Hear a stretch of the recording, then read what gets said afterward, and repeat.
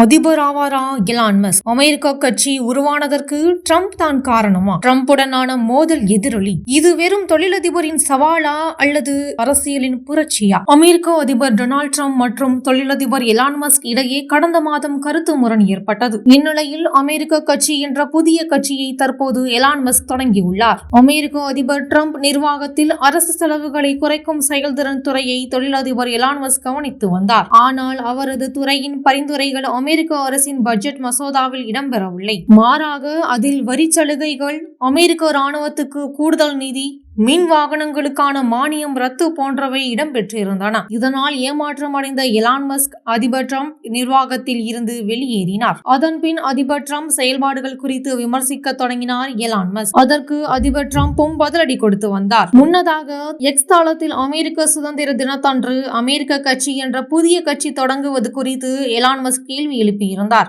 S அல்லது no பாணியில் மேற்கொள்ளப்பட்ட இந்த சர்வேயில் சுமார் 12 லட்சத்துக்கும் மேலானவர்கள் பங்கேற்றனர். அதில் 65% பேர் ஆம் என்று பதில் அளித்தனர். இதையடுத்து 2இல் 1 புதிய அரசியல் கட்சி தொடங்க வேண்டும் என கூறியுள்ளனர். அது நிச்சயம் உங்களுக்கு கிடைக்கும் என அன்று எலான் மஸ்க் உறுதியளித்திருந்தார். இதில் சொன்னபடி அதிபர் டொனால்ட் ட்ரம்புக்கு சவால் விடும் வகையில் அமெரிக்க கட்சியை தொடங்கியுள்ளார் எலான் மஸ்க். இது தொடர்பாக எலான் மஸ்க் தனது எக்ஸ் தளத்தில் அமெரிக்க மக்களுக்கு மீண்டும் சுதந்திரத்தை கொடுப்பதற்காக அமெரிக்கா கட்சியை இன்று தொடங்கியுள்ளோம். தேசத்தை மின் செலவு மற்றும் ஊழல் மூலம் திவால் செய்கின்றனர். இதை பார்க்கும்போது நாம் ஜனநாயக ஆட்சி முறையின் கீழ் இல்லாமல் ஒரு கட்சி முறையின் கீழ் தான் வாழ்கிறோம் என்பது தெரிகிறது என கூறியுள்ளார். டொனால்ட் ட்ரம்ப் அரசு முன்மொழிந்த பிரம்மாண்டமான பட்ஜெட், அழகான பட்ஜெட் என்ற மசோதா அமலுக்கு வந்த நிலையில் மறுநாளே அரசியல் கட்சி தொடங்குவேன் என மஸ்க் சொல்லியிருந்தது குறிப்பிடத்தக்கது.